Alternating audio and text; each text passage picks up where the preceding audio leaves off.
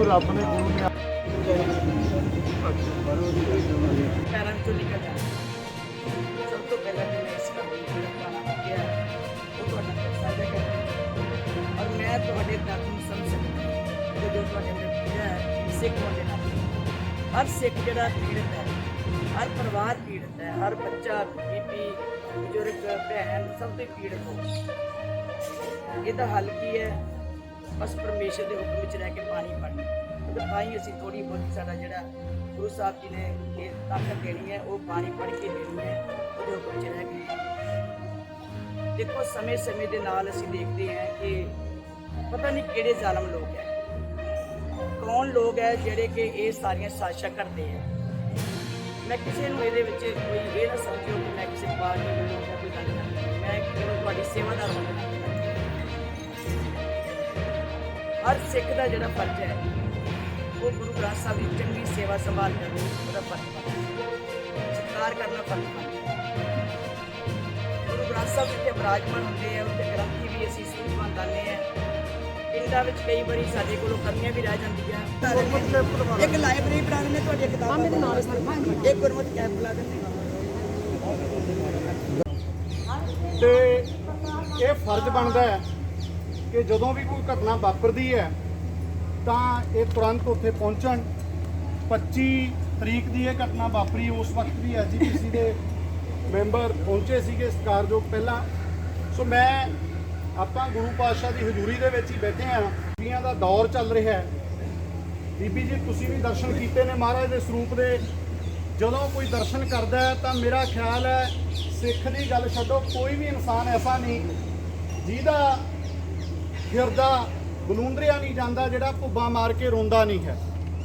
पर सानू ये जरूर वेखना पऊगा कि बेअदबी का घटनाक्रम जिहड़ा जिथों तक मेरे ध्यान में 1986 दे विच नकोदर कांड वापरिया उस कांड की अजे तक कोई उकसुक नहीं हुई।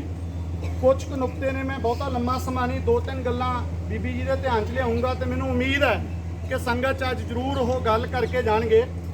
पहला मेरा एक सवाल के रूप च बेनती है कि ज्ञानी गुरमुख सिंह जी जिथों बेअदबियां का मुੱਢ वजदा है इत्थे देखो मैं हलो फतेह अज श्रोमणी गुरुद्वारा प्रबंधक कमेटी के प्रधान बीबी जंगीर कौर जी इत्थे पहुँचे सी तां मैं बड़ी उन्हां दा स्वागत भी किया साडे इलाके वालों संगत वालों कि वो पहुँचे उन्हां नूं पहुँचना चाहिए सी स्वागत करते हैं।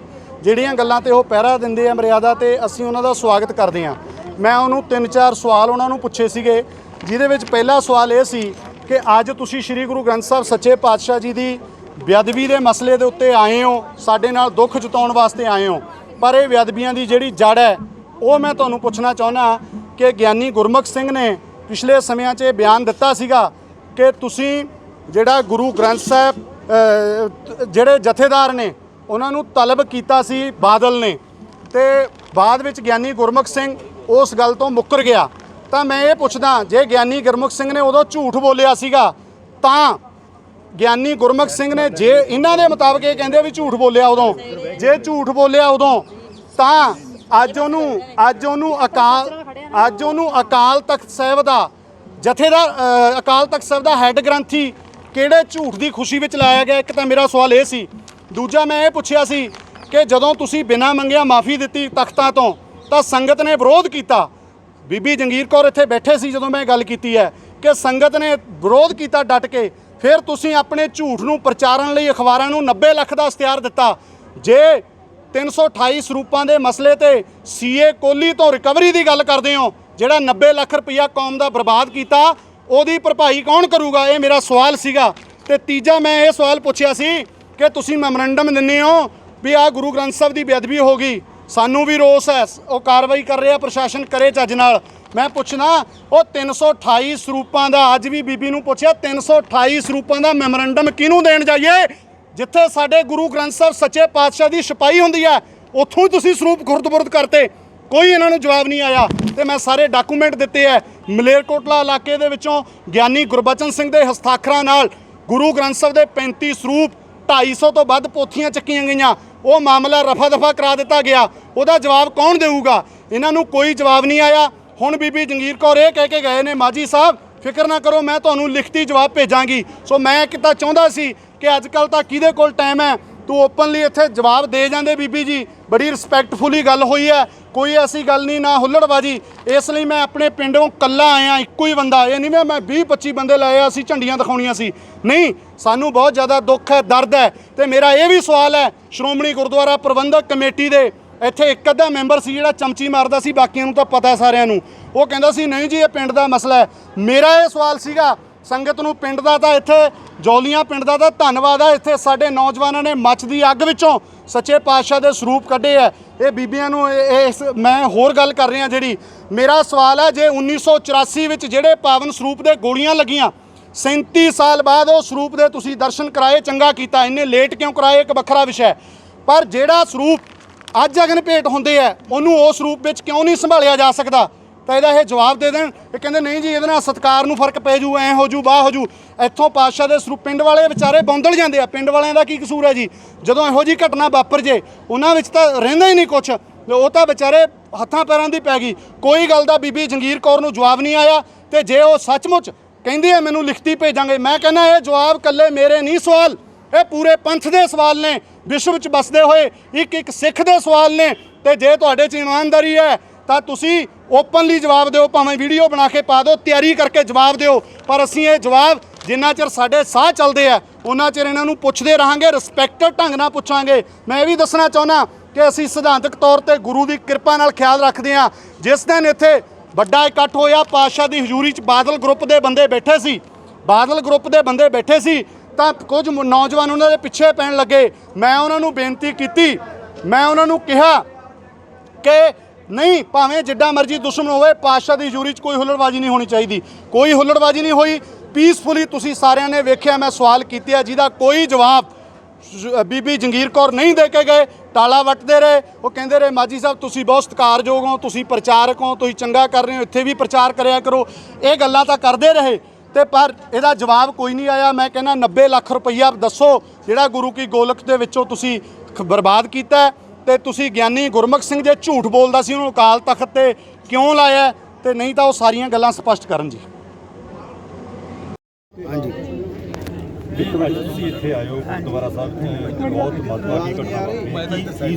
ਮਤਲਬ ਕਿ ਆਪਾਂ ਦੇਖੋ, ਸਭ ਤੋਂ ਪਹਿਲਾਂ ਤੇ ਇਹ ਬਦਕਿਸਮਤੀ ਹੈ ਕਿ ਸਿੱਖ ਕੌਮ, ਸਿੱਖ ਧਰਮ ਜੋ ਦੁਨੀਆ ਵਿੱਚ ਇੱਕ ਬਹੁਤ ਵੱਡੀਆਂ ਸਿਧਾਂਤਾਂ ਤੇ ਮਰਿਆਦਾ ਵਿੱਚ ਚੱਲਣ ਵਾਲਾ ਧਰਮ ਹੈ, ਉਹਦੀਆਂ ਮਰਿਆਦਾ ਨੂੰ, ਉਹਦੇ ਸਿਧਾਂਤ ਨੂੰ, ਉਹਦੇ ਕਦੀ ਸਰੂਪ ਤੇ ਵਾਰ ਕੀਤਾ ਜਾਂਦਾ ਹੈ, ਕਦੀ ਉਸਦੇ ਗ੍ਰੰਥਾਂ ਤੇ ਵਾਰ ਕੀਤੇ ਜਾਂਦੇ ਹੈ, ਕਦੀ ਉਸਦੇ ਸਿਧਾਂਤ ਤੇ ਵਾਰ ਕੀਤਾ ਜਾਂਦਾ ਹੈ, ਕਦੀ ਉਸਦੀ ਮਰਿਆਦਾ ਤੇ ਵਾਰ ਕੀਤਾ ਜਾਂਦਾ, ਕਦੀ ਉਹਦੇ ਪਹਿਰਾਵੇ ਤੇ ਵਾਰ ਕੀਤਾ ਜਾਂਦਾ। ਇਹ ਬਹੁਤ ਘਿਨਾਉਣੀਆਂ ਹਰਕਤਾਂ ਜਿਹੜੀਆਂ ਹੋ ਰਹੀਆਂ, ਇਹ ਸਿੱਖ ਕੌਮ ਵਾਸਤੇ ਬਹੁਤ ਘਾਤਕ ਹੈ। ਸਾਨੂੰ ਸਾਰਿਆਂ ਨੂੰ ਜਿੱਥੇ ਆਪ ਨੂੰ ਵੀ ਸੁਚੇਤ ਹੋਣਾ ਚਾਹੀਦਾ, ਉੱਥੇ ਮੈਂ ਸਮਝਦੀ ਹਾਂ ਕਿ ਜਿਹੜੀ ਅੱਜ ਇਹ ਮੰਦਭਾਗੀ ਘਟਨਾ ਵਾਪਰੀ ਹੈ, ਜੋ ਅੱਜ ਹਿਰਦੇ ਬਲੁੰਦਰੇ ਗਏ ਆ ਸਾਰੇ ਸਿੱਖਾਂ ਦੇ, ਔਰ ਪੂਰਾ ਪਿੰਡ ਜਿਹੜਾ ਮੈਂ ਦੇਖਿਆ ਪੀੜਤ ਬੈਠਾ ਹੋਇਆ। ਕੇਵਲ ਪਿੰਡ ਨਹੀਂ, ਅਸੀਂ ਵੀ ਜਦੋਂ ਦਾ ਸੁਣਿਆ ਹੈ ਉਸੇ ਦਿਨ ਦਾ ਮੈਂਬਰਾਂ ਦੀ ਮੈਂ ਡਿਊਟੀਆਂ ਲਾਈਆਂ, ਪ੍ਰਚਾਰਕਾਂ ਦੀਆਂ ਲਾਈਆਂ ਕਿ ਉੱਥੇ ਪਹੁੰਚੋ ਤੇ ਜਾ ਕੇ ਉੱਥੇ ਪਤਾ ਕਰੋ ਕਿ ਉੱਥੇ ਘਟਨਾ ਵਾਪਰੀ ਕਿੱਦਾਂ। ਸਾਰਾ ਕੁਝ ਪਤਾ ਲੱਗਾ। ਔਰ ਅਸੀਂ ਕਿਉਂਕਿ ਪਰਚਾ ਦਰਜ SSP ਨਾਲ ਅਸੀਂ ਤੁਹਾਡੇ ਸਾਹਮਣੇ ਲਗਾਤਾਰ ਰੱਖਿਆ। ਮੈਂ ਵੈਸੇ ਧੰਨਵਾਦ ਕਰਦੀ ਕਿ SSP ਨੇ ਮੌਕੇ ਤੇ ਸਾਰਾ ਕੁਝ ਇਹ ਕੰਮ ਕਰਕੇ ਤੇ ਉਹਨਾਂ ਨੇ ਕਮ ਸੇ ਕਮ ਲੋਕਾਂ ਦੀ ਸੰਤੁਸ਼ਟੀ ਬਣਾਈ ਹੈ ਕਿ ਜੋ ਉਹਨਾਂ ਦੀ ਡਿਊਟੀ ਬਣਦੀ ਸੀ ਉਹਨਾਂ ਕੀਤੀ। ਅੱਜ ਵੀ ਮੈਂ ਇਸੇ ਕਰਕੇ ਪਹਿਲਾਂ 5 ਮੈਂਬਰੀ ਟੀਮ ਭੇਜੀ ਸੀ ਕਿ ਐਸੀ ਸਖਤ ਸਜ਼ਾ ਦਿਓ ਜਿਹੜੀ ਕਮ ਸੇ ਕਮ ਉਹ ਔਰਤ ਘਰ ਤੋਂ ਉੱਥੋਂ ਬਾਹਰ ਨਾ ਨਿਕਲ ਸਕੇ।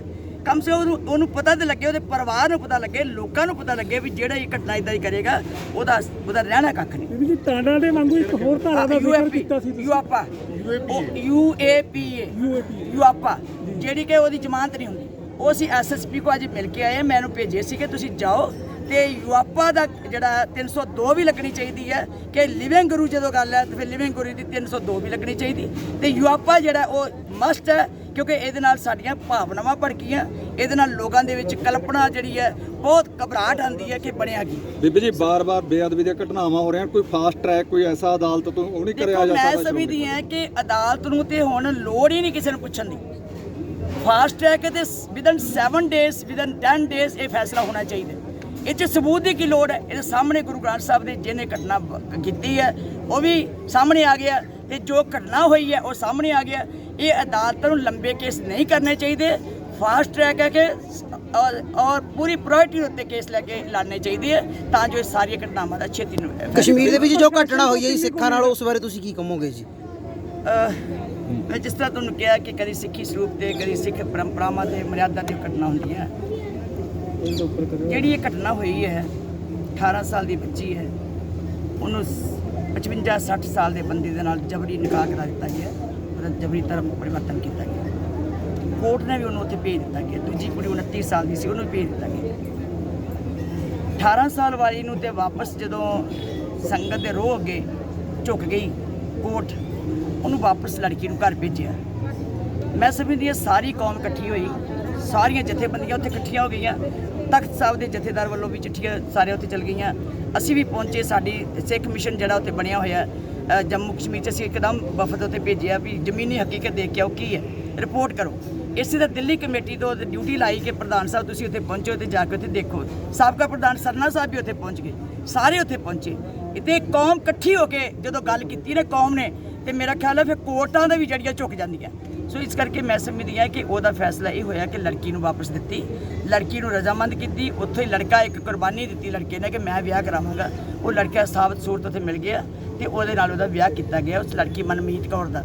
ਤੇ ਉਹ ਵਿਆਹ ਕਰਕੇ ਕੱਲ ਅੱਜ 4:30 ਵਜੇ ਜਹਾਜ਼ ਤੇ ਪ੍ਰਧਾਨ ਸਾਹਿਬ ਨਾਲ ਲੈ ਗਏ ਹੈ ਕਿ ਤੁਹਾਡੀ ਸਿਕਿਉਰਿਟੀ ਕਰਕੇ ਤੁਹਾਨੂੰ ਅਸੀਂ ਉੱਥੇ ਨੌਕਰੀ ਵੀ ਦੇਵਾਂਗੇ, ਤੁਹਾਡੀ ਸੇਵਾ ਸੰਭਾਲ ਵੀ ਕਰਾਂਗੇ, ਤੁਸੀਂ ਘਬਰਾਉਣਾ ਨਹੀਂ। ਸੋ ਇਹ ਹੱਲ ਕੌਮ ਜਿਹੜੀ ਇਕੱਠੇ ਹੋ ਕੇ ਕਰ ਸਕਦੀ ਹੈ, ਇੱਕ ਦੂਜੇ ਤੇ ਦੂਸ਼ਣਬਾਜ਼ੀ ਕਰਕੇ ਨਹੀਂ। ਕਿਸੇ ਨੂੰ ਅਸੀਂ ਮੈਂ ਕਿਸੇ ਨੂੰ ਦੂਸ਼ਣ ਦੇਵਾਂ, ਕੋਈ ਕਿਸੇ ਨੂੰ ਦੇਵੇ, ਇਹਦਾ ਕੋਈ ਫਾਇਦਾ ਨਹੀਂ ਹੁੰਦਾ। ਸਾਰੀ ਕੌਮ ਜੇ ਇਕੱਠੀ ਹੋ ਜਾਵੇ ਕੋਈ ਮਸਲਾ ਨਹੀਂ ਜਿਹੜਾ ਕਿ ਉਹਦਾ ਹੱਲ ਨਹੀਂ ਹੋ ਸਕਦਾ। ਐਸਜੀਪੀਸੀ ਵੱਲੋਂ ਗੁਰਦੁਆਰਾ ਦੀ ਮੁਰੰਮਤ ਵਾਸਤੇ ਕਿੰਨਾ ਜਿਹੜਾ ਗੁਰਦੁਆਰਾ ਸਾਹਿਬ ਮੈਂ ਤਾਂ ਅੱਗੇ ਕਿਹਾ ਕਿ ਜੋ ਗੁਰੂ ਸਾਹਿਬ ਜੀ ਦੀ ਸੇਵਾ ਸੰਭਾਲ ਦੀ ਗੱਲ ਹੈ ਜਾਂ ਉਹਦੇ ਅੱਜ ਦੇ ਹੋਏ ਘਟਨਾਕ੍ਰਮ ਦੀ ਜਿਵੇਂ ਮਰਮ ਲਾਉਣ ਲੱਗਾ, ਮੈਂ ਨਹੀਂ ਲਾ ਸਕਦੀ।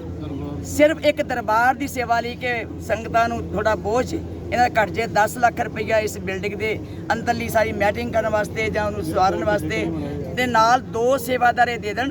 ਮੈਂ ਪਿੰਡ ਵਿੱਚੋਂ 2 ਸੇਵਾਦਾਰ ਭਰਤੀ ਕਰ ਦਿਆਂਗੀ, ਉਹ ਇੱਥੇ ਡਿਊਟੀ ਦੇਣਗੇ ਤੇ ਉਹ ਇੱਥੇ ਨਾਲ ਸੇਵਾ ਸੰਭਾਲ ਕਰਾਉਣਗੇ। ਗ੍ਰੰਥੀ ਜਿਹੜਾ, ਕਿਉਂਕਿ ਇੱਕ ਗ੍ਰੰਥੀ ਕੁਝ ਨਹੀਂ ਕਰ ਸਕਦਾ, ਉਹ ਕਿਤੇ ਬਾਹਰ ਜਾਂਦਾ, ਦੂਜਾ ਜਣ ਇੱਥੇ ਨੁਕਸਾਨ। ਹਰ ਗੁਰਦੁਆਰੇ ਦੇ ਮੈਂ ਕਮੇਟੀਆਂ ਨੂੰ ਬੇਨਤੀ ਕਰਾਂਗੀ, ਹਰ ਪਿੰਡ ਦੇ ਵਿੱਚ ਘੱਟੋ ਘੱਟ ਜੇ ਗ੍ਰੰਥੀ ਹੈ ਤੇ ਨਾਲ ਸੇਵਾਦਾਰ 1 ਜਾਂ 2 ਜ਼ਰੂਰ ਰੱਖੋ, ਤਾਂ ਜੋ ਗ੍ਰੰਥੀ ਦੀ ਵੀ ਸਹੂਲਤ ਬਣੇ ਤੇ ਸੇਵਾਦਾਰ ਵੀ ਉਹ ਜਿਹੜਾ ਸੁਚੇਤ ਹੋ ਕੇ ਸੇਵਾ ਕਰੇ। ਪਿੰਡਾਂ ਦੇ ਵਿੱਚ ਇੰਨੀ ਫੈਸਿਲਿਟੀ ਨਹੀਂ ਹੈਗੀ ਵੀ ਉਹ 2 ਚੀਜ਼ਾਂ ਰੱਖ ਸਕਣ ਜੀ। ਗ੍ਰੰਥੀ ਰੱਖਣਾ ਵੀ ਬਹੁਤ ਔਖਾ ਹੈ ਕਿਉਂਕਿ ਪਿੰਡ ਛੋਟੇ ਹੁੰਦੇ ਨੇ। ਬਾਈ ਜਦੋਂ ਅਸੀਂ ਐ ਨਹੀਂ ਮੈਂ ਕਹਿੰਦੀ, ਜਦੋਂ ਅਸੀਂ ਕਰੋੜਾਂ ਦੇ ਗੁਰਦੁਆਰੇ ਬਣਾਉਂਦੇ ਹਾਂ ਵੀ ਸੇਵਾਦਾਰ ਵੀ ਰੱਖ ਸਕਦੇ ਹਾਂ। ਜਦੋਂ ਅਸੀਂ ਇੰਨੀਆਂ ਬਿਲਡਿੰਗਾਂ ਤੇ ਖਰਚ ਕਰਦੇ ਹਾਂ ਤਾਂ ਸੇਵਾਦਾਰ ਰੱਖਣੇ, ਜੇ ਗੁਰੂ ਦੀ ਸੰਭਾਲ ਨਹੀਂ ਕਰ ਸਕਦੇ ਫਿਰ ਗੁਰਦੁਆਰਾ ਬਣਾਉਣ ਦਾ ਵੀ ਕੀ ਫਾਇਦਾ। ਬੀਬੀ ਜਿਹੜੀ ਇਹ ਘਟਨਾ ਵਾਪਰੀ ਹੈ ਇਹਦੇ ਪਿੱਛੇ ਕੋਈ ਸਾਜ਼ਿਸ਼ ਹੋ ਸਕਦੀ ਹੈ? ਸੱਚ ਦੇਖੋ ਜੀ, ਮੈਨੂੰ ਤਾਂ ਇਹ ਨਹੀਂ ਸਮਝ ਆਉਂਦੀ ਕਿ ਕੈਸੀ ਕੋਈ ਪੱਕੀ ਇਹਨਾਂ ਲੋਕਾਂ ਨੂੰ ਕੀ ਗੁੜਤੀ ਦੇ ਕੇ ਭੇਜਦੇ ਆ, ਕੀ ਇਹਨਾਂ 'ਚ ਇੰਜੈਕਟ ਕਰਕੇ ਭੇਜਦੇ ਜਿਹੜਾ ਕੋਈ ਬੋਲਦਾ ਹੀ ਨਹੀਂ। ਦੁੱਖ ਤੇ ਇਸ ਗੱਲ ਦਾ, ਕੌਣ ਲੋਕ ਨੇ ਉਹ ਜਿਹੜੇ ਇੰਨੀ ਪੱਟੀ ਪੜਾ ਕੇ ਭੇਜਦੇ, ਬੋਲਦਾ ਹੀ ਕੁਝ ਨਹੀਂ।